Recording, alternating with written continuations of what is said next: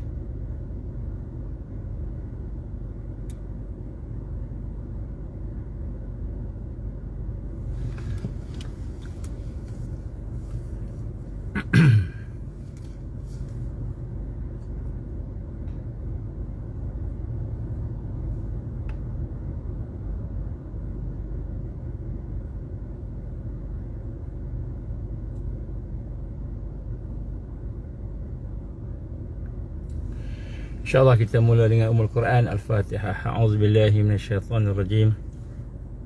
Bismillahirrahmanirrahim. Alhamdulillahi rabbil alamin. Ar-Rahmanir Rahim. Maliki yaumiddin. Iyyaka na'budu wa iyyaka nasta'in. Ihdinas siratal mustaqim. Siratal ladzina an'amta 'alaihim ghairil maghdubi 'alaihim waladdallin. Amin. أعوذ بالله السميع العليم من الشيطان الرجيم. بسم الله الرحمن الرحيم. إن الحمد لله نحمده ونستعينه ونستهدي ونستغفره ونعوذ بالله من شرور أنفسنا ومن سيئات أعمالنا. من يهده الله فلا مضل له ومن يضلل فلا هادي له. أشهد أن لا إله إلا الله وحده لا شريك له وأشهد أن محمدا عبده ورسوله. قال رب اشرح لي صدري ويسر لي أمري واحلل عقدة من لساني يفقه قولي. رب زدني علما. أما بعد. السلام عليكم ورحمة الله وبركاته. Alhamdulillahi Rabbil Alamin. Kita bersyukur pada Allah Subhanahu Wa Taala. Dengan keizinan Allah kita dapat berkumpul pada petang ini. Alhamdulillah. Sebenarnya saya nak cuba buat malam, tapi Allah izin malam ni ada satu meeting, satu mesyuarat, mungkin tak dapat nak buat. Jadi insya-Allah pada petang ini di tepi jalan, insya-Allah jalan mana tak boleh cakap lah, nanti kan Mossad sampai pula. Jadi kita insya-Allah bersyukur diberikan kesempatan pada hari ini. Kita akan sambung sedikit tajuk kita, kehidupan sebagai seorang al-mahdiyin, seorang yang mendapat hidayah Allah Subhanahu Wa Taala, dan bukan saja mendapat hidayah Allah, tetapi seorang yang bagaimana digambarkan oleh Rasulullah sallallahu alaihi wasallam sebagai orang yang akan bangkit may yujaddidu laha dinaha, iaitu mereka yang akan mentajdidkan agama mereka itu. Jadi mudah-mudahan kita cuba mengkaji tentang bagaimana kehidupan seorang Al-Mahdiyin itu, sifat-sifat mereka secara terperinci dari sudut proses untuk kebangkitan. Jadi kita akan tengok kepada perkara-perkara yang asas dalam kebangkitan. Jadi ini antara perkara-perkara insya-Allah yang kita akan buatlah. Saya nak cuba mungkin melihat kepada beberapa perkara yang telah disebut oleh para ulama kita, ulama-ulama yang kita gabungkan kerana masalah utama umat Islam setelah mereka dikalahkan pada tahun 1924 apabila secara rasmi Empire Osmania telah dijatuhkan. Maka pada masa itu kita telah dipecah-pecahkan. Bukan saja dipecah-pecahkan negara-negara orang Islam duduk di bawah tentera salib. Tentera salib yang mengambil Libya, dipecah-pecahkan semua tu, termasuklah Malaysia, British, Indonesia, Belanda dan sebagainya. Tetapi bukan sahaja mereka memisah-misahkan negara-negara orang Islam yang di bawah Empire Osmaniyah pada masa itu, tetapi mereka juga telah memecah-mecahkan juzuk-juzuk dalam Islam. Dan memecahkan juzuk-juzuk dalam Islam ini peringkat demi peringkat, sehingga akhirnya orang Islam itu menjadi seorang yang mengamalkan Islam secara terpisah-pisah, bukan sebagai satu cara kehidupan, bukan satu cara hidup, bukan satu cara Islam yang lengkap bagaimana yang diperintahkan oleh Allah. Ya ayyuhallazina amanu udkhulu fi silmi kaffah wa la tattabi'u khutuwati syaitan innahu lakum aduwwum mubin. Wahai orang yang beriman, masuklah kamu dalam Islam secara keseluruhan, menyeluruh,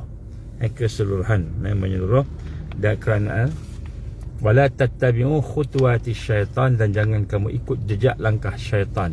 Kerana jejak langkah syaitan itu adalah merupakan perancangan-perancangan jahat untuk memisahkan kita daripada agama yang sebenar. Dan di sinilah kita lihat maksud cara serpihan-serpihan itu, apa yang kita gambarkan sebagai sekular. Sekular hari ini yang memisahkan bukan sahaja antara dunia dan akhirat, bukan sahaja antara agama dan kehidupan dunia, bukan sahaja antara kita kata spiritual dengan alam mental dan alam fizikal, tetapi juga di dalam bidang-bidang Islam itu sendiri. Kalau seseorang itu dipakar bahagian agama, maka dia tak pakar bahagian sains. Dan kalau dia pakar bahagian sains, dia tak tahu bahagian agama. Jadi dia tahu sebahagian je, tapi dia berbanggalah dengan sebahagian tu. Kalau dia PhD bahagian hadis, dia cakap macam hebat, sehingga kan dia kata semuanya okey sebagainya, tetapi rupa-rupanya PhD itu hanya hadis saja. Dia tak tahu pun yang lain. Maknanya dia pakar bahagian satu, tapi dia tak tahu langsung bahagian lain. Jadi ini pemisahan agama. Jadi untuk itu maka kita perlu bangkit. Kita perlu bangkit, dan pada hari ini kita nak kena sama-sama merasakan bahawa kita perlu bangkit bersama-sama dengan Al-Mahdiyin. Dan ini yang kita bincangkan pada semalam ataupun yang lepas. Kita telah menghuraikan tentang syarat-syarat asas awal untuk kebangkitan itu kepada seseorang Al-Mahdiyin, iaitu dia mempunyai hati yang kuat, hati ataupun jiwa yang kuat. Dan jiwa yang kuat itu akan diekspreskan, akan lahir dalam bentuk 4 perkara. Kita dah bincang lah, saya ulang sikit lah. Yang pertama sekali akan ada iradah qawiyah, kekuatan tekad yang kuat. Bukan saja tekad itu kuat, tetapi dia subur, sentiasa meningkat. Tekad yang kuat, yang tidak lemah. Ini jiwa yang kuat. Jadi kalau kita hari ini ada jiwa, ada nak berjuang, tapi kita masih lagi reda dengan comfort zone, kita panggil comfort zone, zone selesa, maka kita reda dengan zone selesa tadi, maka kita tidak akan boleh bangkit. Kalau kita nak bangkit bersama dengan Al-Mahdiyin, mesti kita keluar daripada zone selesa. Ini dipanggil iradah qawiyah. Kenapa kita perlukan iradah qawiyah ini, tekad yang kuat ini? Kerana sebenarnya untuk melaksanakan kebangkitan Islam ni, kita perlukan tenaga yang banyak, usaha yang banyak. Kita perlukan fokus, kita perlukan gabungan dengan tenaga-tenaga, hati-hati, jiwa-jiwa yang lain. Kita kena berukhuwah, kita kena berlapang dada dalam ukhuwah, macam-macam lah. Jadi maknanya kita perlukan kepada iradah qawiyah. Hajat nak menang, hajat nak bangkit, hajat nak menegakkan Islam lebih tinggi daripada masalah kita. Matlamat kita untuk mencapai kemenangan lebih tinggi daripada kita kata perkara-perkara yang remeh-remeh dalam hidup kita kan. Contohnya kita ada masalah keuangan. Masalah keuangan rendah berbanding dengan masalah untuk kita meningkatkan, membangkitkan Islam. Begitu juga masalah keluarga. Apalagi masalah kita dengan sahabat-sahabat kita. Kadang-kadang kita ada berbeza pandangan. Kadang-kadang kita ada rasa kita bagus, orang lain tak bagus. Kadang-kadang kita rasa banyak masalah-masalah di kalangan sahabat-sahabat kita tu, maka kita nak selesaikan dengan cara kita buat sesuatu yang di luar daripada sunnah. Jadi ini adalah merupakan satu perkara yang menunjukkan iradah kita tak kuat, iradah qawiyah. Yang kedua ialah kesetiaan. Dalam jiwa yang kuat dia setia, kesetiaan yang teguh, yang tidak diresapi oleh kemunafikan, berpura-pura, berlakon, dan juga diresapi oleh dengan pengkhianatan. Jadi yang kedua ialah setia dengan apa?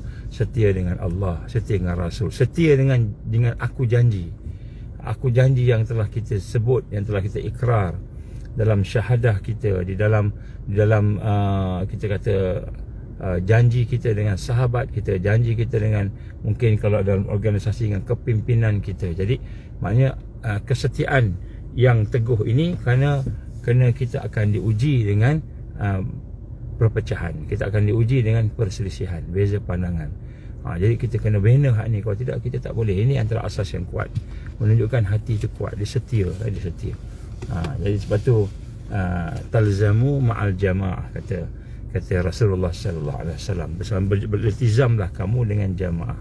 Jadi Nabi tak sebut jamaah saja, Nabi sebut wa imamahum, juga Nabi sebut kepimpinan mereka. Jadi bukan sahaja jamaah, berjamaah, bukan saja kita ada persatuan, pertubuhan, tetapi kita kena setia dengan imamahum, itu iman mereka, imam, pemimpin mereka. Dan kemudian yang ketiga ialah pengorbanan yang besar. Jadi nak bangkit mesti ada pengorbanan. Pengorbanan yang pertama sekali perasaan ni mesti kita mendahului kepentingan jamaah, kepentingan masyarakat, kepentingan Islam, kepentingan umat berbanding kepentingan kita, kepentingan diri kita sendiri. Jadi jangan kita pentingkan diri kita.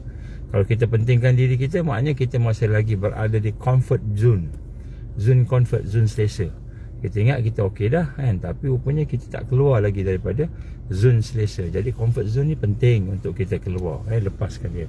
Jadi untuk kita keluar daripada comfort zone itu, zone yang selesa itu, kita kena buat pengorbanan, kena ada pengorbanan.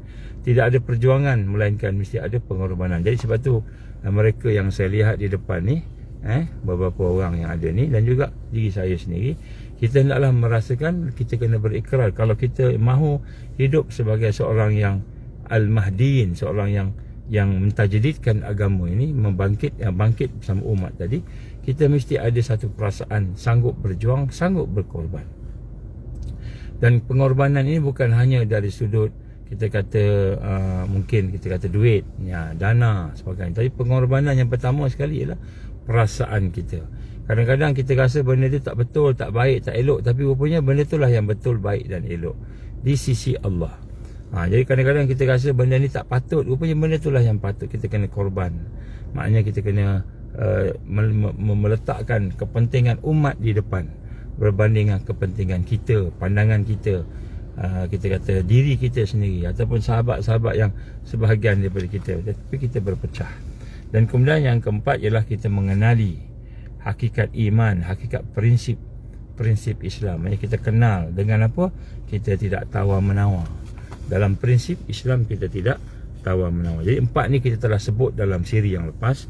Dan insya-Allah di atas asas-asas inilah, tiang-tiang inilah yang digambarkan sebagai jiwa yang kuat. Jadi jiwa yang kuat itu melahirkan sekurang-kurangnya 4 ciri ini. Kalau 4 ciri ini ada pada kita, alhamdulillah, maknanya kita dah adalah kekuatan untuk kita melakukan sesuatu, sesuatu insya-Allah. Dan keempat ciri inilah yang akan menentukan dari sudut kita kemampuan kita. Maknanya Allah SWT memberikan kita 4 ciri ni, barulah kita tahu kita ni mampu tak mampu. Kalau kita tak ada 4 ciri jiwa yang kuat ni, jangan cakaplah kita nak berjuang. Maknanya kita kena bina lah, kena bina insya-Allah. Dan untuk itu maka kita kena melihat, saya nak melihat daripada perkara yang ada di sini, kita nak melihat tentang bagaimana keadaan syaitan. Syaitan dia telah berjanji di dalam kehidupan mereka, iaitu strategi pertama syaitan itu ialah untuk menyesatkan manusia. Dan menyesatkan manusia itu bermula dengan sesatnya jiwa tadi.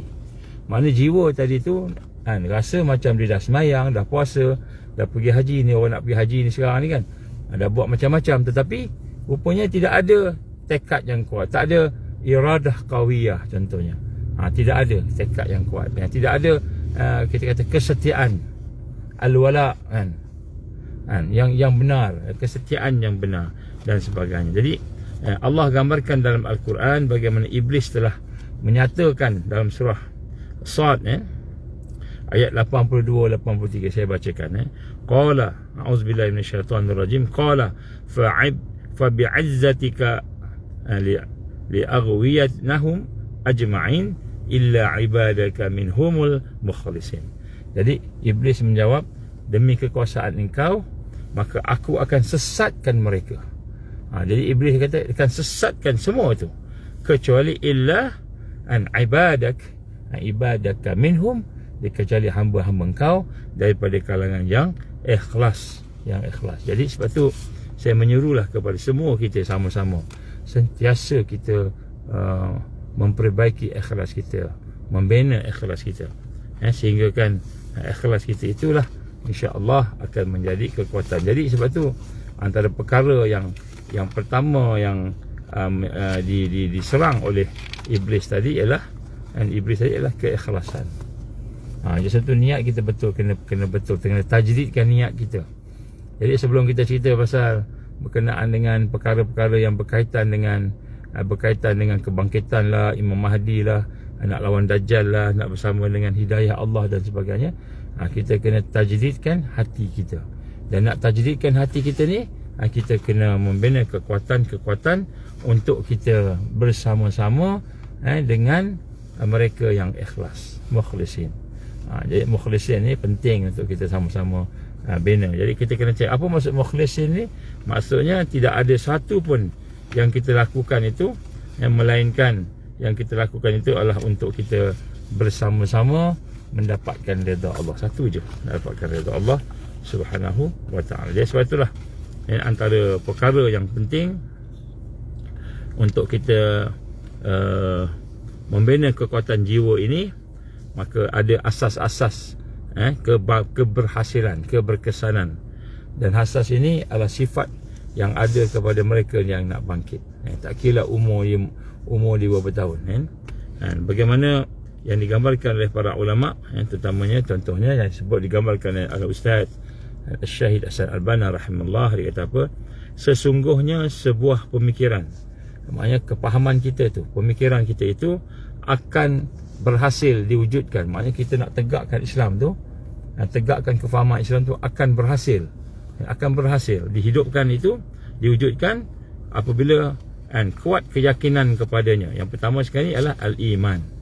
Nombor satu al-iman. Iman ni penting sangat. Yang kedua dia kata ikhlas dalam perjuangan. Jadi dah beriman dia akan berjuang. Berjuang tu mesti ikhlas, wajib ikhlas.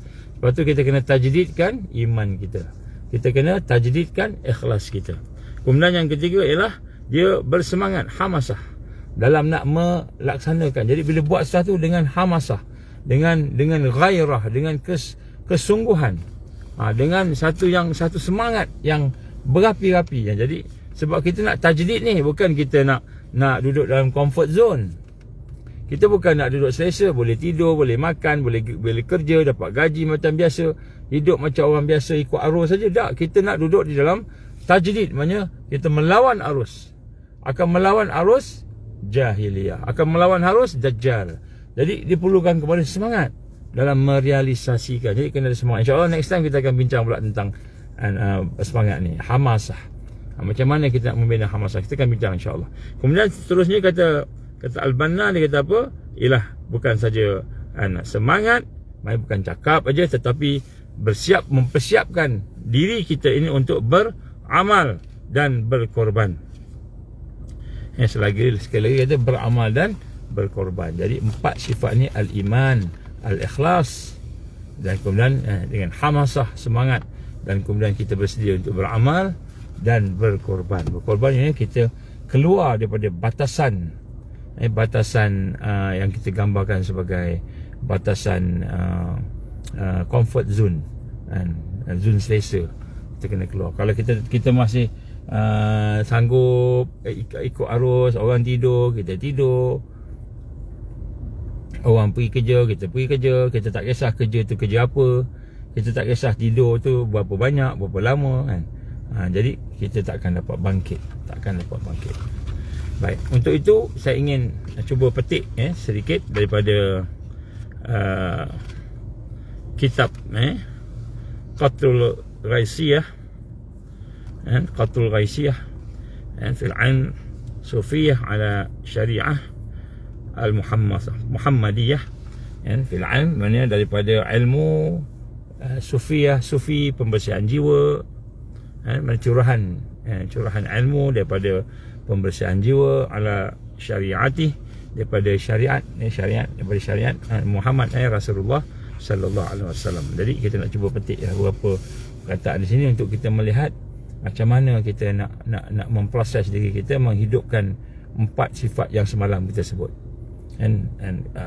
Iradah qawiyah, kemudian kita mempunyai sifat kesetiaan, dan kita mempunyai sifat kekuatan untuk kita beramal, berkorban, dan kemudian kekuatan untuk kita berpegang teguh dengan prinsip keimanan, prinsip-prinsip Islam, insya-Allah.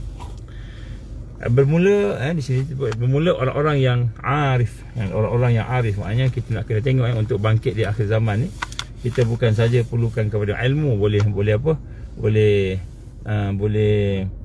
PhD. Dah ada PhD dah cukup dah.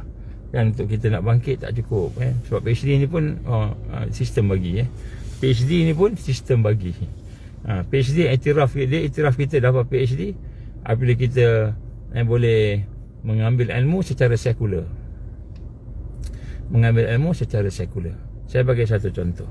Kalau kita belajar di universiti, tak kira lah universiti itu universiti apa, mungkin universiti itu namanya universiti Islam, kemudian kita belajar, pergi lecture sebagainya, kemudian buat tesis. Yang penting kita boleh jawab exam. Betul? Saya bekas pensyarah, insya-Allah saya tahu. Yang penting boleh jawab exam dengan baik, hafal maklumat dan apa semua tu, maka dapat A. Dapat A lah. Tak kira lah kita ni semayang tak semayang. Tak kira lah kita ni puasa tak puasa. Tak kira lah di luar sana kita ni tidak ada syahadah ataupun kita ni orang yang bersyahadah. Jadi dapat A, boleh dapat A belaka walaupun kita bukan Islam. Yang penting jawab exam. Jadi boleh dapat A. Kemudian tulis tesis pun tulis berdasarkan yang kita tahu informasi tadi. Maka tak kira lah kita beriman tak beriman, boleh dapat PhD bahagian hadis. Setakat ni tidak ada orang Cina, orang India yang ambil PhD dalam hadis. Kenapa? Mungkin ada, mungkin tak ada. Yang saya tahu tak ada lah. Kenapa? Sebab kalau PhD dalam hadis ni tak banyak duit dapat. Dia orang tengok duit kan. Tapi kalau ada lah orang bukan Islam buat PhD dalam hadis, dalam usuluddin, silap-silap dia orang lebih cemerlang daripada orang Islam yang buat PhD bahagian hadis dan bahagian usuluddin. Kenapa? Kerana sifat-sifat, 4 sifat tu ada ke mereka tadi. 4 sifat yang tersebut semalam tu ada pada mereka. Sifat jiwa yang kuat, hati yang kuat. Sebab tu kita lihat, saya ingat satu ketika tu kan, kami masa mengajar di matrikulasi UIA, satu peringkat dulu ada seorang pelajar Cina bukan Islam yang dapat A dalam bahasa Arab. Dalam bahasa Arab dia dapat A sebab bahasa Arab wajib ambil. Peringkat matrikulasi kena ambil semua. So dia ambil bahasa Arab, dia dapat A. Bukan A, best student. Dapat best student. Student Cina. Student Cina kata, dia belajar bahasa Arab dapat best student. Ayalah, betul lah. Sebab dia boleh jawab exam. Begitu juga yang kita kata PhD ni. Doktor ni, doktor sana. Sebab tu saya tak, minta maaf, saya tak kisah PhD saya tak kisah.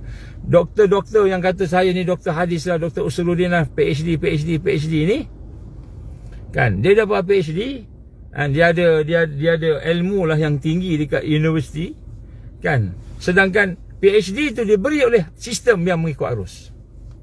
Apa sistem yang mengikut arus? Sistem yang mengikut arus ni, dia ada PhD. Dia boleh jawab exam dengan baik.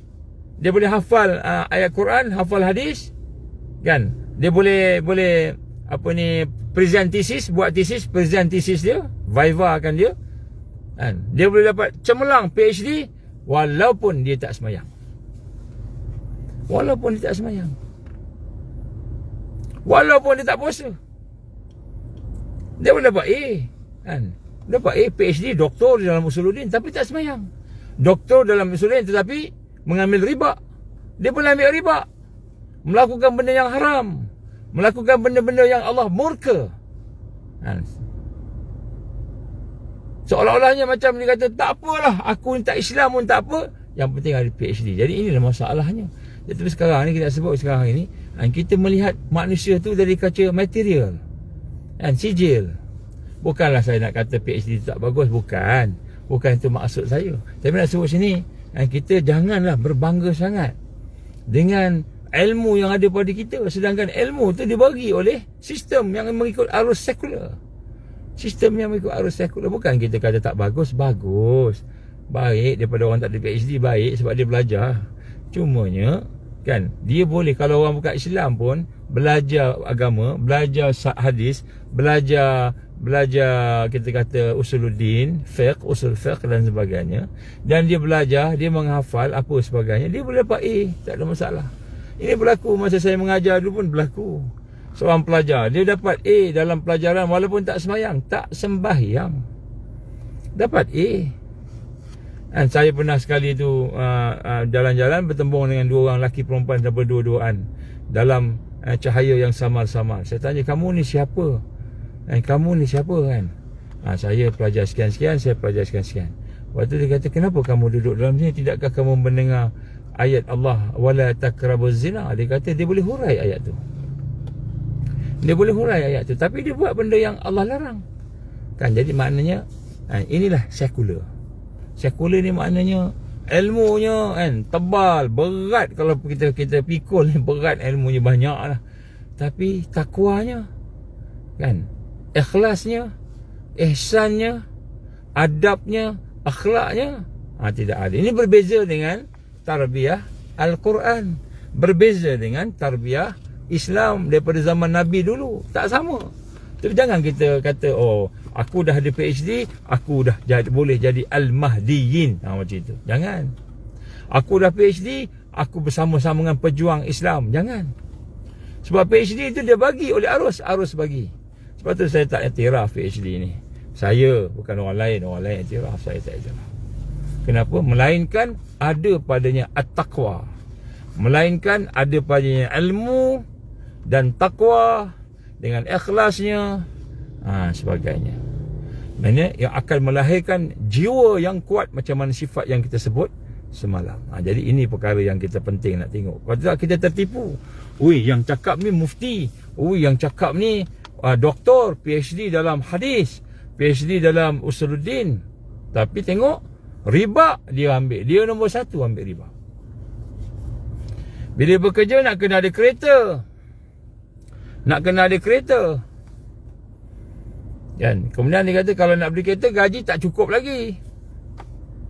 Gaji tak cukup, maka dia kata pinjam. Tak apa, pinjam. Dia kata rohsah. Rohsah ni apa? Ambil ringan. Kita mengambil ringan. Keringanan yang diizinkan oleh quote and quote syarak. Syarak izinkan quote and quote. Maka dia pun ambil riba, beli kereta. Yang dia mampu beli apa? Walaupun dia jawatan dia tinggi, yang apa ni, di PhD, yang mampu dia beli motor. Tak sanggup naik motor, tak sanggup berkorban naik motor, tak sanggup berkorban naik basikal, nak kena beli kereta. Kenapa? Kalau tak beli kereta, tak sama dengan title saya. Saya doktor, saya seorang PhD. Kalau saya naik kereta, remeh, lekeh lah saya ni. Lekeh sangat, nampak? Ini sekular.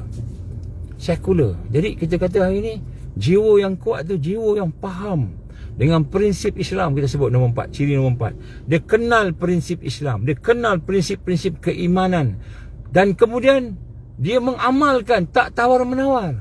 Tak apa, saya tak nak terlibat dengan riba contohnya. Dia pun tak naklah terlibat riba. Dia berusaha cari, pinjam duit daripada kawan-kawan ke, anak beranak dia ke, mak ayah dia yang ada duit sikit, pinjam tanpa riba daripada pinjam dengan yang riba, walaupun namanya Islam. Jadi ini kita kata tadi, bagaimana orang yang nak melakukan tajdid bukanlah orang yang PhD. Sebab PhD bukan syarat untuk tajdid. Bukan syarat nak jadi Al-Mahdiin PhD. Kalau syarat untuk jadi Al-Mahdiin ni PhD macam mana yang ada sekarang ni, maka sudah tentulah Nabi SAW akan perintahkan sahabat-sahabat pergi cari PhD, pergi masuk universiti. Kan, kalau ada lah masa tu kan. Tapi Nabi SAW bukan mengutamakan ilmu. Sebab tu ada doa. Doanya apa?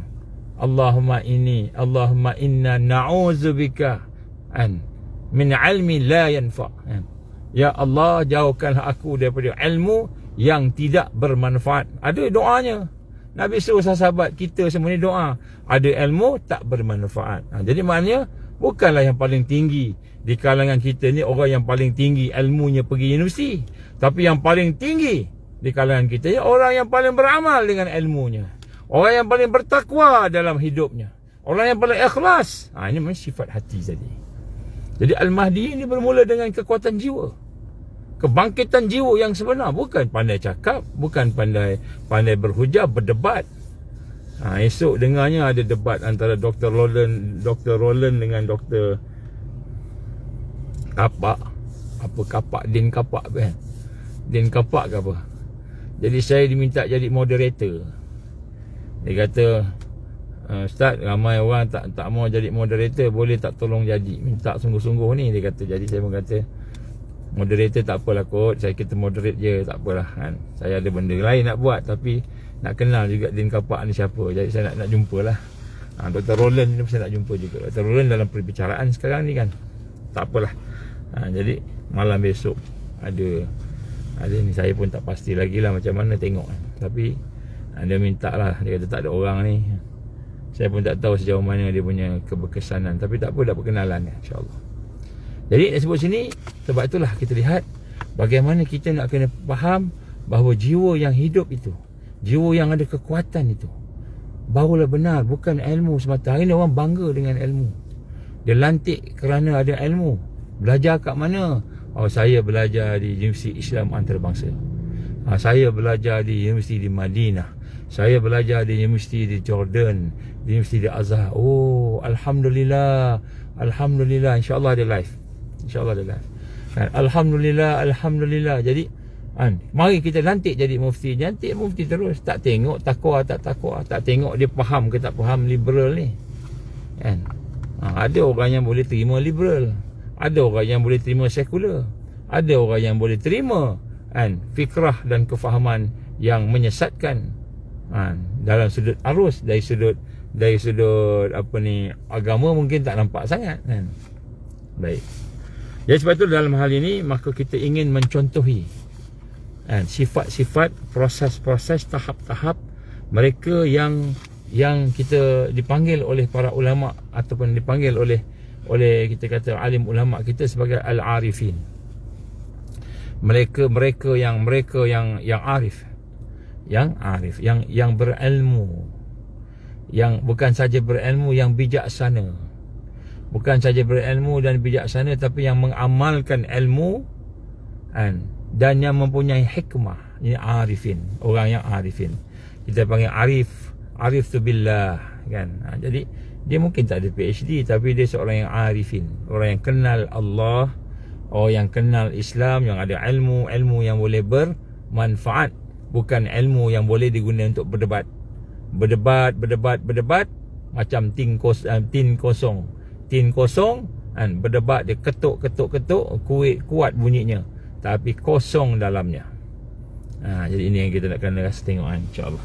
Baik, di sini dilihat bagaimana ada beberapa proses yang kita nak bina untuk melahirkan 4 sifat yang saya sebut semalam. Sebenarnya prosesnya banyak. Di antara perkara yang saya nak gambarkan, dia saya petik daripada kitab ini, yang mana ada 10 perkara, 10 peringkat yang kita ingin proses untuk menjadikan kita kata ilmu tu benar-benar boleh beramal. Kita boleh beramal dengan ilmu kita. Maksudnya ilmu yang boleh digunakan untuk menjadi orang yang mendapat hidayah, Al-Mahdi bangkit. Dan kemudian bukan saja ilmu yang boleh membina kekuatan tajdid, tetapi juga hati yang melahirkan kekuatan. Jadi ini kita nak tengok yang ni. Boleh? No? InsyaAllah petang ni. Jadi saya terpaksa sebut secara ringkas, sebab kalau nak urai satu-satu panjang. Panjang. Jadi kita akan sebut sendiri. Ada 10 peringkat. Kalau orang-orang tasawuf dipanggil maqam. Peringkat. Fasa-fasa. Untuk kita nak lalui proses ni. Ini adalah proses yang wajib dilalui oleh mereka yang ingin membina kekuatan jiwa, yang mana dengan kekuatan jiwa tu mereka akan dapat berjalan menuju kepada tajdid, menuju kepada tajdid. Yang pertama sekali, perkara yang makam yang paling bawah sekali, makam yang kita kata proses yang kita perlu lalui untuk kita melahirkan kekuatan tajdid itu dari sudut hati tadi, ialah kita melalui proses at-taubah, makam at-taubah.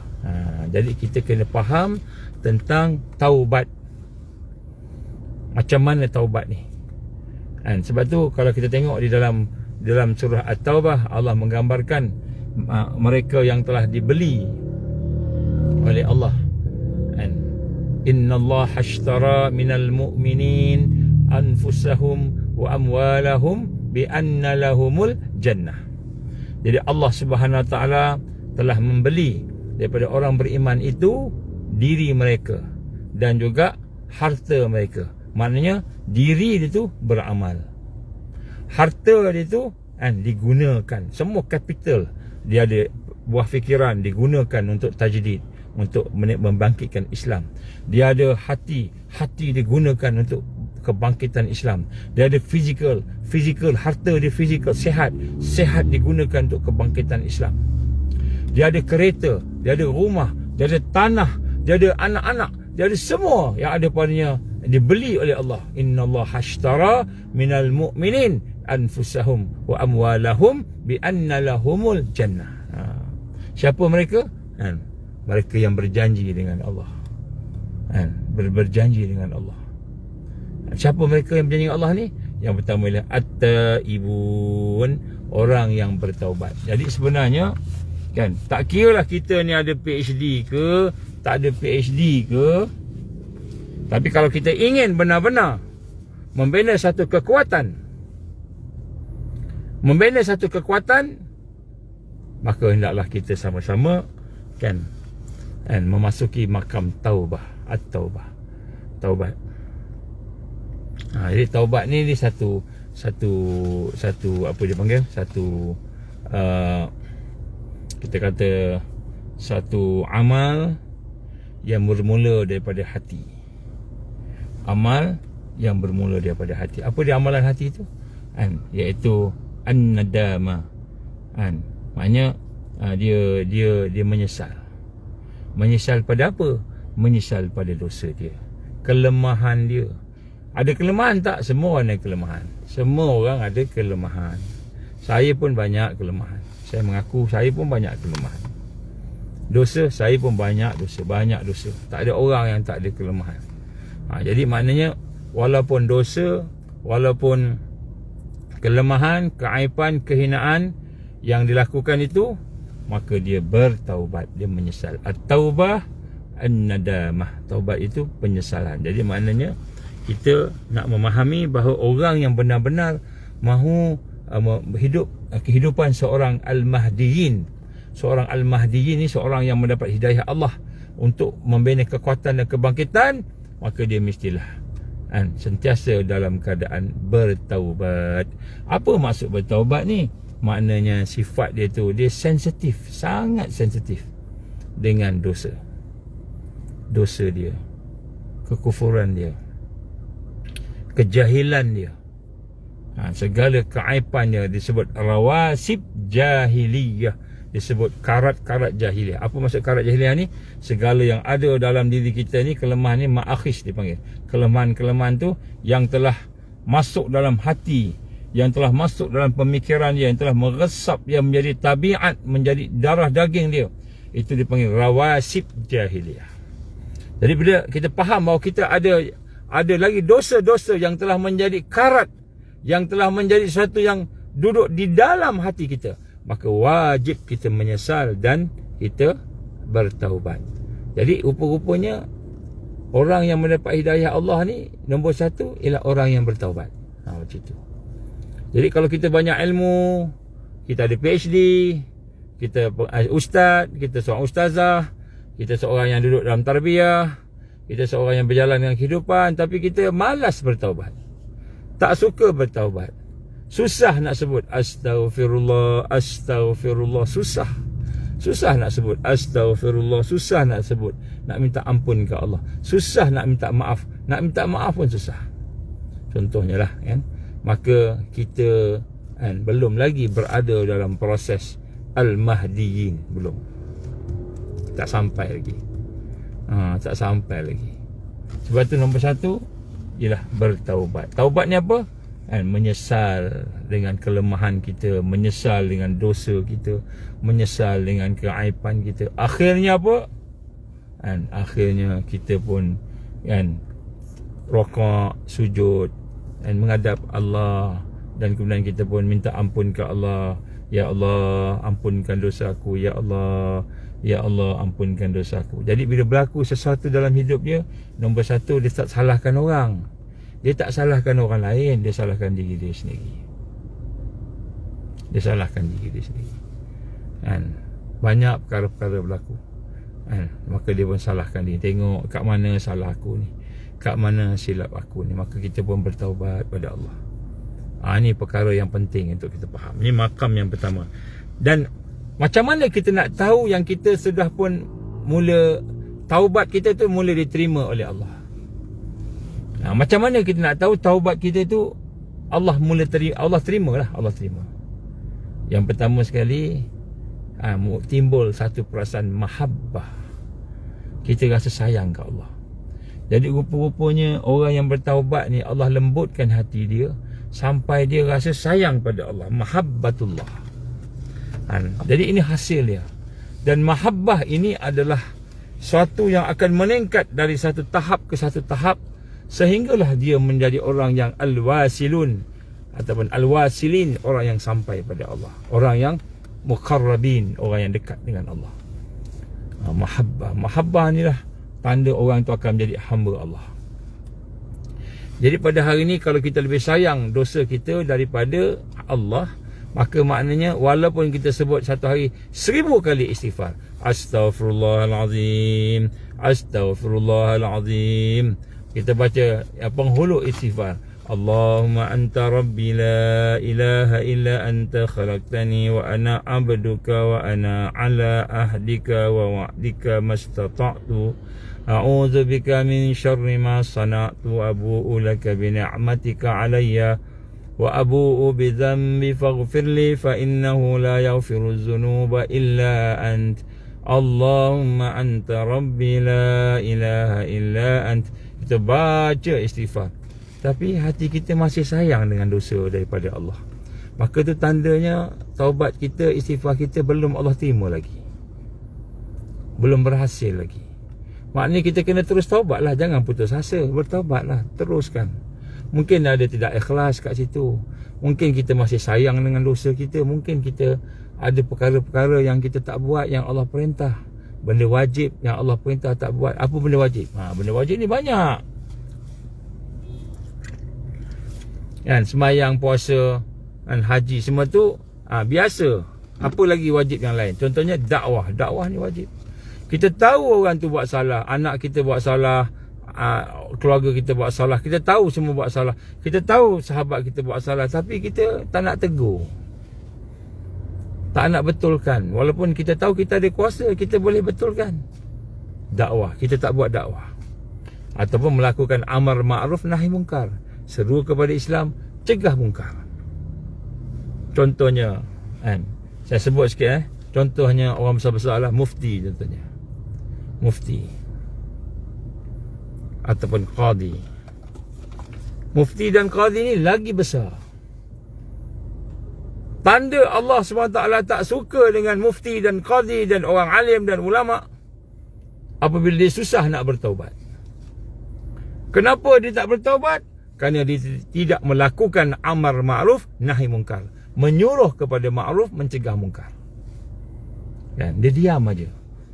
Dia cuma cakap ittaqillah, bertakwalah kepada Allah, macam itu je. Paling kuat sikit, hendaklah kamu buat apa yang Allah suruh, tinggal apa yang Allah larang, macam itu je. Kalau gitu kita boleh sebut. Tapi mufti sepatutnya, qadi sepatutnya bercakap kepada pemimpin, pemerintah secara aman, cara hikmah, berjumpa dengan mereka, cakap sungguh-sungguh. Tuanku, Sungguh-sungguh izinkan Patik nak cakap sesuatu, boleh ke? Apa dia? Datuk Mufti, tuanku, apa yang tuanku buat sekarang ni, perbuatan sekian A, B, C, D, sebenarnya melanggar syarak tuanku. Melanggar syarak. Apa melanggar syarak? Melanggar syarak. Tak boleh tuanku. Patik sebagai mufti nasihat aja. Kalau tuanku nak terima terpulang. Tapi berani tak cakap.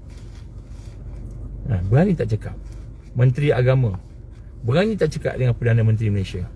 Assalamualaikum Datuk Seri, saya selaku Menteri Agama, saya selaku Ketua Pengarah JAKIM, saya selaku Ketua Pengarah Majlis Agama Islam, saya selaku penasihat agama dan sebagainya, ingin menyatakan bahawa apa yang Datuk Seri buat ni tak betul. Yang mana satu? Apabila Datuk Seri mengizinkan, menghalalkan perkara-perkara yang berkaitan dengan sekian yang dilarang dalam Islam. Kena cakap tak? Wajib cakap. Wajib cakap. Sebab tu nampak macam hebat, tetapi apabila Allah Subhanahu Wa Taala tidak memberikan sayang, mahabbah, perasaan sayang pada Allah melebihi daripada sayang pada jawatan, sayang kepada gaji jusa, sayang kepada perkara-perkara yang bersangkut paut dengan dunia, maka belum masuk lagi dalam golongan Al-Mahdiyin, walaupun dia ada jawatan yang tinggi. Sebab tu susah, bukan senang. Nak jadi qadi ni susah. Allah akan tanya, kullukum ra'i wa kullukum mas'ulun an ra'iyatih, atau kama Rasulullah SAW. Sesungguhnya setiap kamu adalah merupakan pemimpin, dan setiap daripada pemimpin akan ditanya oleh Allah. Jadi yang wajib ni bukan sembahyang aja, bukan puasa aja, banyak lagi yang wajib. Antaranya amar ma'ruf nahi mungkar. Amar ma'ruf nahi mungkar. Kenapa wajib? Banyak ayat Quran, banyak hadis Nabi. Man ra'a minkum munkaran falyughayyiru biyadihi, fa in lam yastati' fa bilisani, fa in lam yastati' fa biqalbi, wa dzalika adhaful iman. Atau kama Rasulullah SAW. Kamu nampak mungkar, maka hendaklah kamu cegah.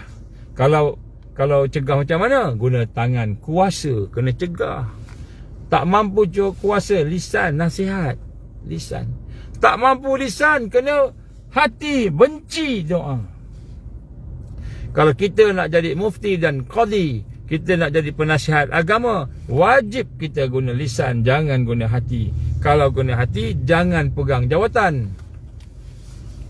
Kerana jawatan itu adalah untuk melahirkan al-haq, menegakkan ma'ruf, mencegah mungkar. Kalau setakat hati sahaja, jadi macam-macam lah hujah-hujah yang diberikan untuk nak menghalalkan benda yang tak baik. Ini contoh. Jadi selagi kita tidak betul-betul bertaubat kepada Allah, maka selagi itulah kita tidak akan mendapat mahabbatullah. Jadi sebab tu kita kena tengok diri kita. Tu orang lain, mufti besar-besar ni, kita cakap diri kita ni, diri kita yang kecil ni, yang kerdil ni. Maka kita kenapa tengok, betul ke? Ya Allah, aku ni semua masa lagi suka dengan dosa, cinta dengan dosa. Astaghfirullah. Jadi hasil daripada taubat ialah mahabbah. Dan apabila dah berlaku mahabbah, maka kita akan benci dengan dosa. Dan sayang kat Allah. Kita sayang kat Allah, tak ada dah sayang kat dosa dah. Tak ada dah. Kita pun tinggalkan dosa. Barulah taubat tu diterima. Kalau kita masih bertaubat, lepas tu kita buat lagi, bertaubat, kita buat lagi, maknanya baguslah bertaubat tu, tapi maknanya taubat tu Allah SWT tak terima lagi lah. Tandanya. Sebab apa tandanya? Allah tak bagi lagi mahabbatullah. Allah tak bagi lagi rasa sayang pada dia, lebih daripada sayang pada dosa. Jadi kita mesti duk buat dosa. Jadi adakah taubat itu dia terima? Taubat itu Allah terima, tapi Allah SWT tidak betul-betul menunjukkan kepada kita bahawa yang kita buat itu betul. Kita kena taubat lagi. Macam itu. Jadi makam yang pertama Al-Mahdiyin ni untuk membina hati yang kuat yang kita sebut tadi semalam, yang sebut semalam tu ialah kita kena duduk di makam taubah, at-taubah. Jadi yang ini kita kena bincang dalam. Ni panjang ni, cerita taubat ni panjang, tapi maknanya saya cubalah cerita sikit-sikit sini. Yang kedua ialah perkara yang perlu kita duduk di dalam proses diri kita untuk menjadikan hati kita kuat tadi ialah kita perlu duduk di bawah makam wara' dipanggil, bersifat wara'. Wara' ni pun dia ada huraian dia, panjang ceritanya, tapi kita buat ringkas-ringkas saja. Wara' ni maknanya apa? Kita berhati-hati. Dan at-taqwa, bertakwa. Kita ada kesedaran. Kesedaran kita nak ikut apa yang Allah perintah, itu takwa. Wara', kita berhati-hati. Apa maksud berhati-hati ni? Kalau benda tu tak pasti haram ke halal, kita tinggalkan. Haram ke halal, tak pasti. Al-halalul bayyin wal haramul bayyin wal haramul bayyin wa bainahuma. Halal tu halal tu jelas, yang haram pun jelas, yang antara tengah-tengah tu wa bainahuma, yang tak jelas ni, tak clear ni, asyubhah tadi, maka kita tinggalkan. Jadi wara' ni maknanya kita berhati-hati. Takwa campur hati-hati. Ini disebut haqqa tuqatih. Takwalah dengan takwa yang benar. Ini al-wara'. Ini wara'. Jadi wara' ni panjang ceritanya, cuma nak sebut sikit je lah. Maknanya, jadi apakah bila kita dah mula berhati-hati dalam hidup kita, yang halal kita pastikan, yang halal tu halalan thayyibah. Yang halal tu kita pastikan halal, tetapi tidak mengambil pula benda haram pula. Contohnya, kita buat satu perkara yang halal, kita makan ke minum ke pakai ke apa, tapi di dalamnya ada terselit yang haram contohnya. Tak kira lah apa lah, kan. Baik, kemudian apakah natijah daripada wara' ini? Natijahnya ialah akan timbul satu perasaan Allah hadiahkan kepada kita. Kalau tadi siapa yang bertaubat tadi, Allah hadiahkan mahabbah, Allah hadiahkan cinta kepada dia. Maka siapa yang menjaga wara' ni, Allah akan hadiahkan satu perasaan asyauq. Dan asyauq, asyauq ni kita asyik dengan Allah. Hati kita sentiasa menghadap Allah. Hati kita sentiasa terpikat dengan asma Allah, terpikat dengan sifat Allah, terpikat dengan kehebatan Allah. Syauq ni maknanya kita perasaan kita tu bukan saja cinta, tetapi meliputi seluruh perasaan perhambaan. Maknanya kita ni seronok, suka, dekat dengan Allah Subhanahu Wa Taala. Asyauq. Jadi itu hadiah Allah bagi orang yang menjaga wara'. Wara' ni dia ada panjang, dan insya-Allah kita akan ada masa kita akan hurai secara satu-satu. Yang ketiga, proses yang tadi, yang kedua ialah wara', menjaga wara', menjaga benda yang syubhah ni. Yang haram memang kita tinggal dah, yang wajib memang kita buat dah, kan. Yang sunat kita ramai banyak-banyakkan, yang makruh kita benci, tak mau, yang harus kita berhati-hati, itu wara'. Kemudian selepas itu ada syubhah. Benda syubhah ni benda kita tak pasti, maka kita tinggalkan. Syubhah yang tak pasti kita tinggalkan. Kita serah pada Allah, kita tinggalkan. Jadi Allah hadiahkan apa? Syauq. Yang ketiga, proses yang kita nak kena buat untuk membina kekuatan hati tadi ialah kita kena menjadi seseorang yang bersifat zuhud. Bersifat zuhud. Ni yang ketiga ni, kena ada zuhud. Zuhud ni apa maksud zuhud ni? Zuhud ni maksudnya seseorang yang sentiasa mahu menyempurnakan akhirat dia. Dia nak sempurnakan akhirat. Itu zuhud. Maknanya dekat dunia ni Allah bagi dia macam-macam perkara, Allah bagi ke dia. Maka macam-macam perkara tu dia tidak akan gunakan perkara itu melainkan untuk dapat kesempurnaan akhirat. Ni orang yang zuhud. Orang zuhud ni bukanlah orang pakai compang-camping, orang yang makan sikit, jalan tunduk, janggutnya panjang, tidak tersusun, rambutnya tidak diikat ataupun tidak disikat, kan. Pakai dia hidup dalam keadaan macam orang miskin, nampak miskin. Bukan begitu. Itu bukan zuhud. Zuhud ni maknanya, kan, hatinya, pemikirannya sentiasa mencari kesempurnaan akhirat. Kesempurnaan akhirat maknanya yang kat dunia ni apa sahaja yang ada kat dunia ni dia nak gunakan untuk mendapatkan redha Allah, kesempurnaan akhirat. Sebab tu Allah gambarkan dalam Quran, a'udzubillahi minasyaitanirrajim, wabtaghi fima atakallahu ad-darul akhirah wala tansa nasibaka minad dunya ila akhir. Jadi Allah gambarkan kepada kita dan carilah wabtaghi fima atakallah, dan carilah daripada kamu apa sahaja yang Allah bagi kepada kamu kat dunia ni. Apa benda Allah bagi? Kereta, rumah, anak, keluarga, kerja, gaji, semua, harta. Carilah daripada apa yang Allah bagi tadi untuk kepentingan darul akhirah, untuk kepentingan negara akhirat, kesempurnaan akhirat. Itu maksud zuhud. Maknanya boleh tak pakai kereta? Kalau zuhud naik basikal je lah. Bukan macam itu. Kalau kita mampu pakai kereta, pakai kereta. Jangan kita berhutang riba pula. Jangan beli dengan riba pula. Kalau kita mampu ada rumah besar, memang ada Allah izin kita ni ada berada sikit, beli rumah besar, tak apa. Bukan maknanya orang rumah besar tu dia tidak zuhud, tetapi dia gunakan semua yang ada pada dia itu, harta dia, umur dia, kapital dia tadi itu, semua diguna untuk darul akhirah. Wabtaghi fima atakallahu darul akhirah. Wala tansa nasibaka minad dunya, tapi jangan kamu lupa bahagian kamu kat dunia. Maknanya janganlah sampai kita nak dapatkan akhirat ni, nak dapat akhirat ni sampaikan kita tak makan, anak-anak tak makan. Adalah wala tansa nasibaka minad dunya, dan jangan lupa kepada bahagian kamu di dunia. Maksud bahagian ni keperluan, bukan bermewah-mewah. Allah tak suruh kita bermewah-mewah. Allah suruh kita jaga keperluan. Jangan sampai kita kebuluran. Macam itu, kan? Jadi zuhud ni satu proses untuk menjadi al-mahdiin.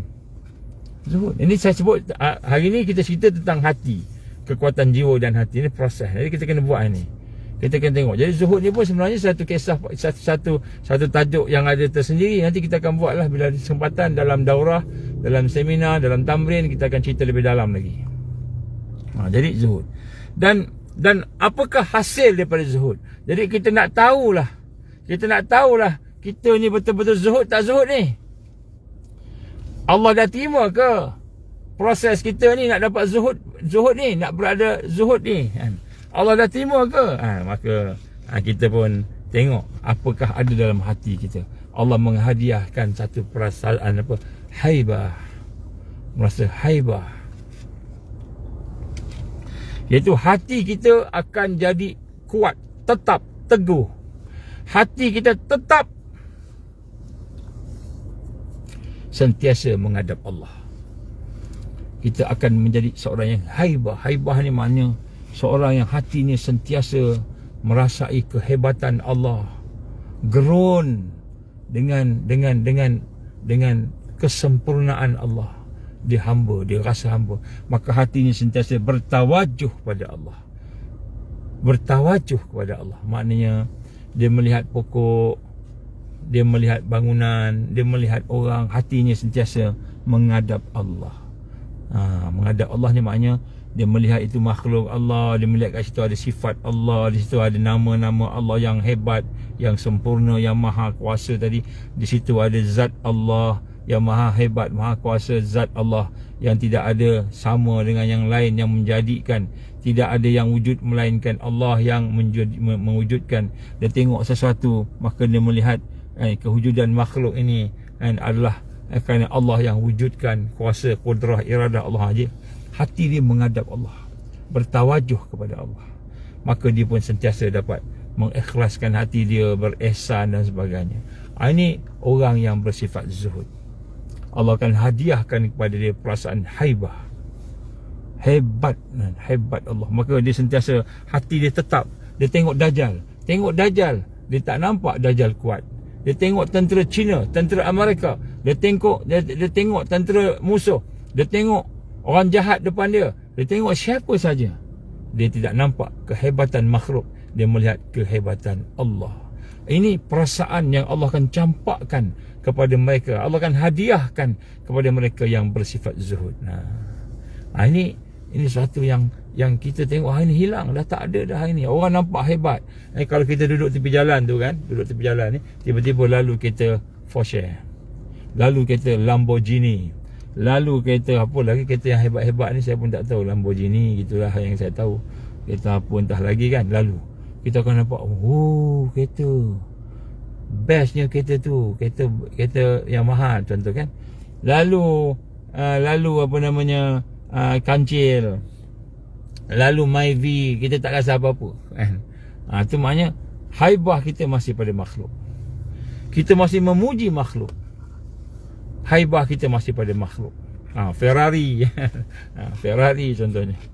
Jadi haibah kita tu masih lagi pada makhluk. Nampak cantik, cantiknya dia, handsomenya dia, hebatnya dia, kita nampak, kayanya dia, istananya besar, kita nampak makhluk.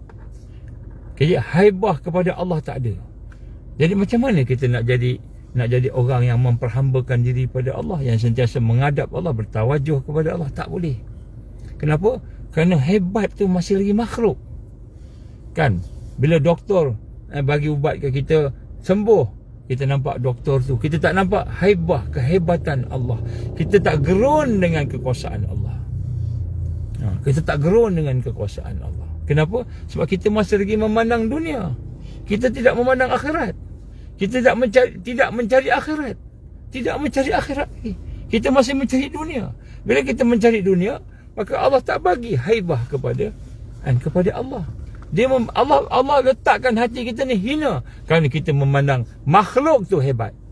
Kita memandang makhluk hebat. Bos kita lebih hebat daripada segala-galanya. Apa saja bos cakap, betul.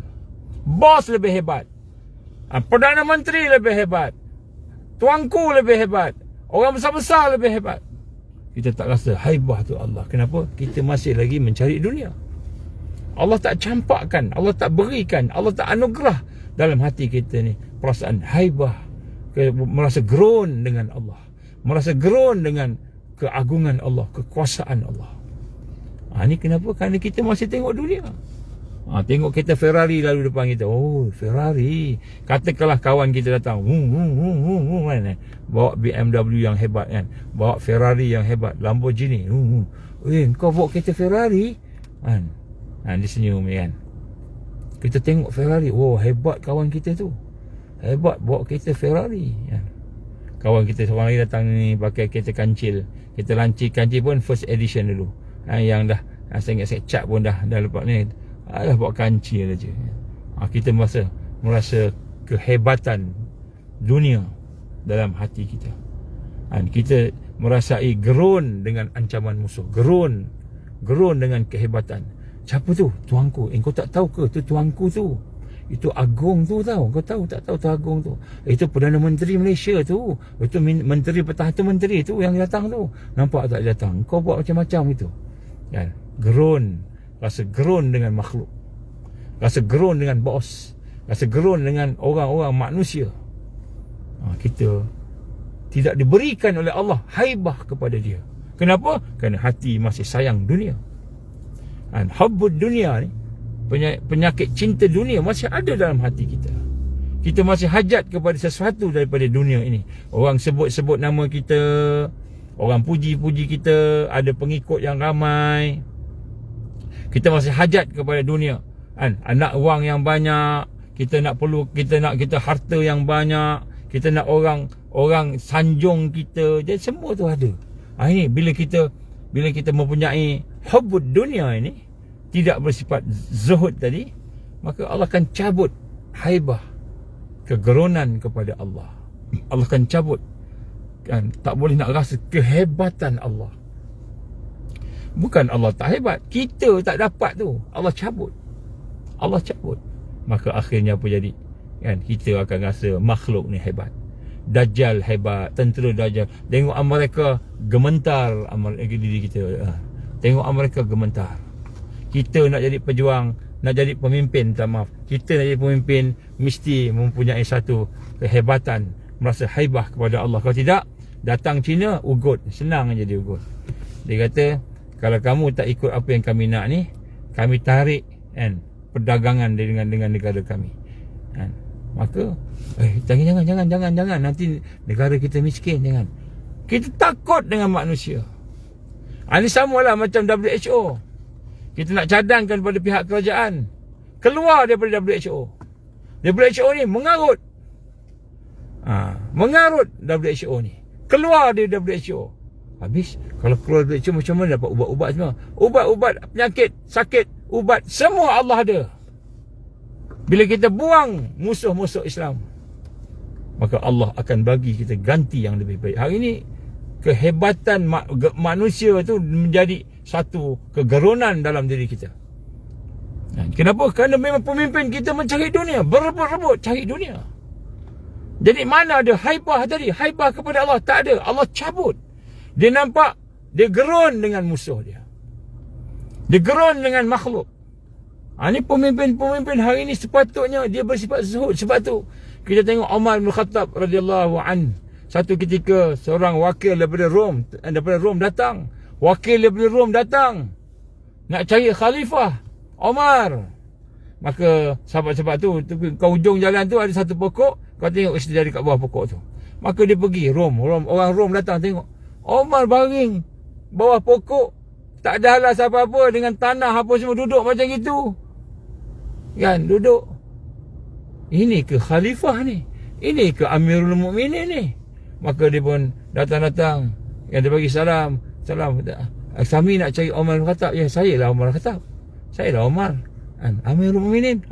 tu. Banding dengan Kaisar, Raja Rom. Dengan dia punya singgah sananya, dengan dia punya kapetnya, dengan dia macam-macam. Istananya, Umar bin Khattab. 2/3 dunia duduk di bawah tapak kaki dia. Tapi sikit pun tidak ada rasa dunia penting. Bukan dia tidak ditinggalkan dunia, tapi dia menjadikan dunia ini sebagai alat untuk mencapai kesempurnaan akhirat. Maka Allah anugerahkan haibah. Apa kata Hercules? Apa kata Hercules? Panglima raja, antara raja Rom. Apabila salah seorang daripada tentera Rom yang ditangkap oleh orang Islam lepas balik ke sana, maka dia kata, kau ceritakan kepada kami apa yang dibuat oleh apa sifat-sifat orang Islam di sana. Ceritakan sikit. Maka dia kata, mereka ni malam-malam hari bangun macam padri-padri kita sembahyang lama, rokok, sujud, menangis, bertaubat malam-malam seperti padri. Siang mereka hebat seperti panglima bawa kuda dengan panahnya. Kalau kita tengok sahabat-sahabat kita punya panah dengan kuda memanah tu, dia punya kekuatan itu hebat. Cuba tengok sejarah sahabat-sahabat kita. Kemudian apabila mereka berinteraksi sama mereka tidak mengambil hak-hak orang lain. Pemimpin mereka bila nak ambil satu, mereka bayar. Bukan macam kita, bila nak ambil kita rampas. Apa kata Hercules? Kata, kalau begitulah sifat-sifat mereka ini, maka kita akan kalah dengan mereka. Confirm kita kalah, kata Hercules. Sebab tu ketika peperangan bertemu dengan Hercules lari di Syria, di Syam, dia lari. Tentera Islam datang.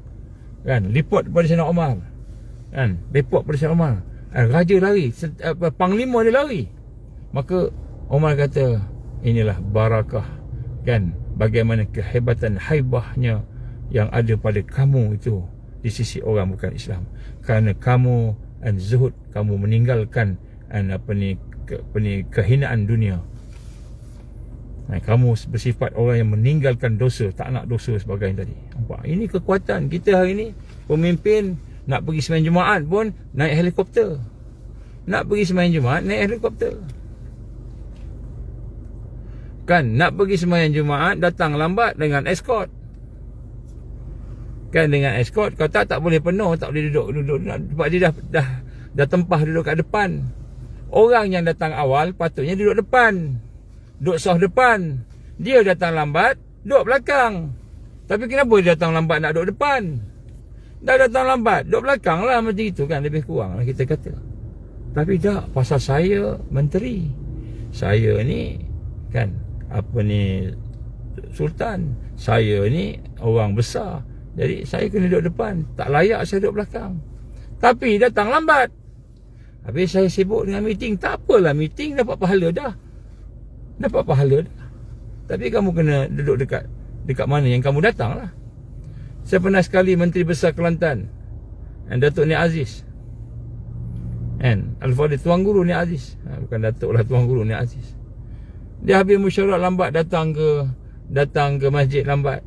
Dia tak simpankan tempat duduk kat depan. Dia duduk belakang, duduk kat pintu. Tempat yang ada kosong kat pintu. Tuan Guru Nik Aziz duduk kat pintu. Duduk kat pintu tu. Jadi kawan-kawan datang, ni macam Nik Aziz, ni macam Menteri Besar Kelantan, ni macam Nik Aziz ni. Betul ke? Lalu tengok, memang betul Nik Aziz.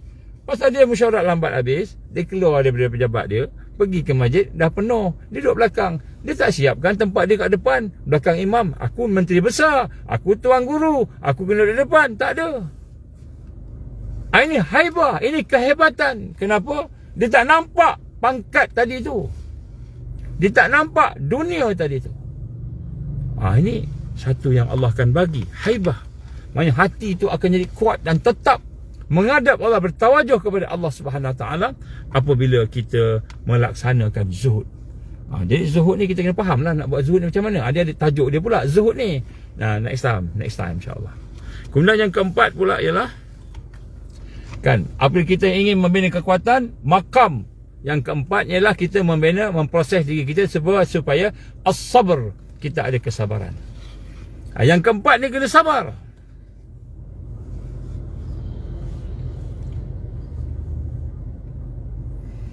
Jadi Allah bagi susah, kita sabar. Allah bagi kita sakit, kita sabar. Allah bagi kita ketakutan, kita sabar. Allah bagi kita rasa dengki dengan orang, dendam dengan orang, benci dengan orang, kita sabar. Sabar, jangan dendam, jangan benci. Kita sabar. Itu semua daripada Allah, qada dan qadar Allah. Jadi orang yang sabar ni setelah dia zuhud, orang yang sabar ni apa Allah hadiahkan dia? Ini lagi hebat. Kalau tadi tu dia merasa gerun dengan Allah, dia merasa haibah, kehebatan Allah, sehingga menyebabkan hati ini sentiasa menghadap Allah, hati ini sentiasa bertawajuh kepada Allah Subhanahu Wa Taala. Maka bila kita sabar, jangan keluh kesah, jangan kita komplain, jangan kita komen apa yang Allah bagi pada kita, qada dan qadar tadi. Jangan kita komplain, komen, ya Allah, suami aku kahwin 2, suami aku kahwin 3. Kita komplain, kita komen. Dah dia kahwin tu dia punya hal, dia dengan Allah. Kalau dia tidak berlaku adil dan dia berlaku sesuatu yang zalim, maka dia jawab ke Allah. Jangan kita pula kata, saya ni tak ada hak saya. Kalau bos kita buat jahat kat kita, sabar. Kalau bos kita ada kelemahan, sabar. Amir kita ada kelemahan. Dalam jamaah ada amir. Nabi kata apa? Hendaklah kamu bersabar di atas segala kelemahan-kelemahan amir kamu. Kamu dengar dan kamu taat pada dia. Selagi dia bertakwa, selagi dia beriman, selagi dia bertakwa, selagi dia Islam, taat, sami'na wa ata'na kepada amir. Jangan kamu melawan dia. Sabar, ni hadis. Hadis Rasulullah sallallahu alaihi wasallam, hadis sahih. Jadi sabar. Jadi apa anugerah bila kita dah mula melatih diri kita untuk sabar. Sabar ni pun Syekh Qaradawi tulis satu kitab tentang sabar aja.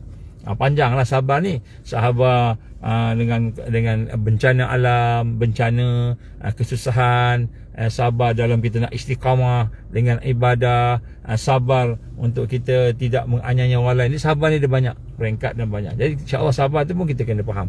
Tapi ni sabar, ni proses sabar, makam sabar. Maka apakah hadiah daripada Allah? Hadiah daripada Allah, siapa yang bersabar tadi, Allah akan bagikan satu sifat al-uns, dia panggil. Maknanya hati dia tu akan ada satu perasaan al-uns, iaitu dia sangat dekat dengan Allah, dia berjinak, dia mesra dengan Allah. Dia rasa mesra. Jadi bukan saja sayang, mahabbah. Mahabbah ni sayang. Mahabbah ni maknanya cinta Allah, beribadah sepenuh hati. Tapi al-uns, al-uns ni maknanya dia rasa mesra, dia rasa jinak dengan Allah, dekat dengan Allah. Al-uns ni maknanya mesra, mesra dengan Allah. Maknanya dah rapatlah dengan Allah ni, ataupun dah sampailah sama ada al-muqarrabin, ataupun termasuk dalam golongan al-wasilin, orang yang dekat dengan Allah, ataupun orang yang telah sampai kepada Allah, al-wasilin. Al-uns dia panggil. Jadi rupa-rupanya bila kita sabar, Allah bagi ujian, kita sabar. Allah bagi susah, kita sabar. Allah bagi ketakutan, kita sabar. Allah bagi kehilangan, kita hilang sesuatu nikmat yang patutnya selalunya dapat ini, sekarang tak dapat dah, kita sabar. Bila kita sabar, maka Allah hadiahkan al-uns. Apa al-uns ni? Kita perasaan mesra dengan Allah, rasa dekat dengan Allah, rasa berjinak-jinak. Kita jinak dengan Allah, mudah tersentuh. Jadi bukan saja kita bertawajuh kepada Allah SWT tadi, bukan saja kita merasakan haibah kepada Allah tadi, mahabbah, haibah kepada Allah tadi, kita al-uns, Allah memberikan satu perasaan kita dekat dengan Allah, kita rasa Allah ni sayang kat kita, macam itu.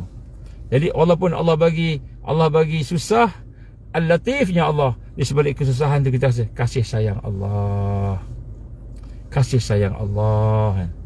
Allah bagi takut, maknanya ujiannya takut, di sebalik ketakutan, ancaman tadi, kita melihat kasih sayang Allah, maka kita rasa mesra, dekat dengan Allah. Walaupun kita berhadapan dengan kesusahan, kita sabar, meningkatkan sabar.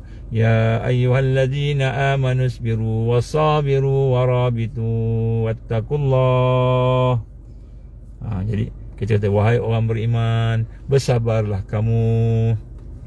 Allah uji lagi, kuatkanlah sabar kamu. Allah uji lagi, ikat diri kamu dengan kesabaran, ikat diri kamu dengan perjuangan. Warabitu, ikat diri kamu dengan kesabaran, ikat diri kamu dengan perjuangan, ikat diri kamu dengan istiqamah.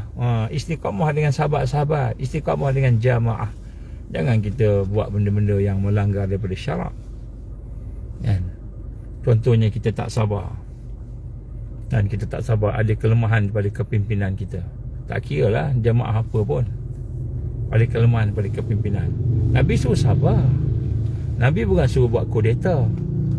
Ada hadis tak? Kalau kamu tengok pemimpin kamu tu ada buat salah, kelemahan apa sebagainya, buat kudeta, kalahkan dia, buat kudeta. Ada tak salah? Buat jamaah dalam jamaah, ada tak? Tak ada. Malahan Nabi melarang, jangan buat kudeta, jangan buat satu jamaah dalam jamaah. Kalau jamaah tu jamaah Islam, jangan buat, haram, tak boleh. Kita tak setuju dengan satu, kita buat satu grup kecil, kita panggil jamaah dalam jamaah. Haram hukumnya, Tengoklah, carilah hadisnya, carilah. Jadi bila kita berhadapan dengan ujian Allah, kesusahan, kepayahan, apa sahajalah perkara-perkara yang berjalan dalam hidup kita ni yang menyebabkan kita rasa macam tak sedap lah gitu kan, tak suka gitu kan, kita sabar. Bila sabar, Allah akan hadiahkan al-uns. Kita akan nampak di sebalik kesusahan, di sebalik ancaman, di sebalik kita kata segala bentuk kepayahan tadi, adanya al-latif, kemesraan, kasih sayang daripada Allah, adanya prihatin daripada Allah. Jadi kita akan nampak yang itu. Baik, saya ingat sampai situ dululah. Sampai situ maknanya sampai nombor 4. Dia ada 10. Dia ada 10. InsyaAllah kita sambung lagi. Esok kita sambung lagi. Macam mana kita nak membina kekuatan hati ni. Proses ni kita kena tengok hati kita. Maknanya bila sebut tentang hati ni, kita kena proses hati. Ni bukan ilmu semata-mata. Kalau ilmu ni ilmu ni hari ni orang paling tinggi dalam universiti yang paling cepat masuk apa dia panggil, masuk syurga kan. Jadi sebenarnya masuk syurga ni, redha Allah ni, orang yang hatinya bersih, hatinya tertingkat, terbina kan, macam tu. InsyaAllah. Jadi siapa yang masuk lambat ni, tolong apa namanya, tolong dengar daripada awal lah, InsyaAllah. Jadi kita, supaya yang kita dapat ni, sebab apa yang saya cakap ni semuanya adalah asas-asas untuk kita membina Al-Mahdiyin. Ni banyak lagi ni antaranya lah. Saya cuba kumpulkan dia, gabungkan dia. Sebenarnya huraiannya panjang-panjang, tapi kalau kita hurai panjang-panjang, Nanti mungkin tak sempat, jadi kita urai secara jami' mana ya. Kita jamakkan dia, kita ringkaskan dia. Kemudian lepas tu dalam tamrin ke, dalam daurah ke, dalam pertemuan kita akan dalamkan lagi supaya kita boleh menghayati setiap perkara tersebut. Kerana kita dah dekat sangat dah. Dajjal dah terlalu dekat. Dajjal dah terlalu dekat untuk bertembung dengan orang beriman. Jadi itulah insya-Allah sikit sebanyak saya nampak dah nak pukul 7 dah. Saya minta maaf panjang daripada biasa. Mudah-mudahan Allah ampunkan dosa kita, kelemahan kita. Ada 10 perkara yang saya nak sebut pada hari ini. Tapi insya-Allah kita telah pun sebut 4 perkara. Dan 4 perkara ni mudah-mudahan kita tengok dalam diri kita. Tengok dululah dalam diri kita kalau ada. Kalau ada, kalau tak ada kita kena pertingkatkan. Dan kemudian selepas tu insya-Allah kita akan sambung lagi. Kalau Allah izin besok kita sambung besok asar, kalau sempat waktu asar pukul 5 atau 5.30 insya-Allah nah. Aku li hadza astaghfirullahalazim li wa lakum insyaallah. A'udzubillahi minasyaitonir rajim. Bismillahirrahmanirrahim. Alhamdulillahirabbil alamin wassalatu wassalamu ala asyrafil anbiya'i wal mursalin wa ala alihi wa sahbihi ajma'in. Allahumma innaka ta'lamu anna hadhihi alqulub qad istamat ala mahabbatik wa altaqat ala ta'atik wa tawahadat ala da'watik wa ta'ahadat ala nusrati syari'atik fa'atik Allahumma rabitataha wa alimuddaha wa hadiha subulaha wa amla'aha binurika alladhi la yakhbu wa syrah suduraha bifaidil iman bik wa jamilit tawakkuli alaik wa ahyiha bima'rifatik wa amitha ala syahati fi sabilik ya Allah innaka ni'mal maula wa ni'mal nasir. Allahumma ya mukallibal qulub tsabbit qulubana ala dinik wa ala ta'atik wa ala jihad fi sabilik la ilaha illa anta subhanaka inna kunna minaz zalimin. Rabbana atmim lana nurana واغفر لنا إنك على كل شيء قدير. ربنا آتنا في الدنيا حسنة وفي الآخرة حسنة وقنا عذاب النار. وصلى الله على سيدنا محمد وعلى آله وصحبه وبارك وسلم. سبحان ربك رب العزة عما يصفون والسلام على المرسلين والحمد لله رب العالمين. سبحانك اللهم وبحمدك أشهد أن لا إله إلا أنت أستغفرك ونتوب إليك. بسم الله الرحمن الرحيم. والعصر إن الإنسان لفي خسر إلا الذين آمنوا وعملوا الصالحات وتواصوا بالحق وتواصوا بالصبر. InsyaAllah mudah-mudahan Allah ampunkan kelemahan kita.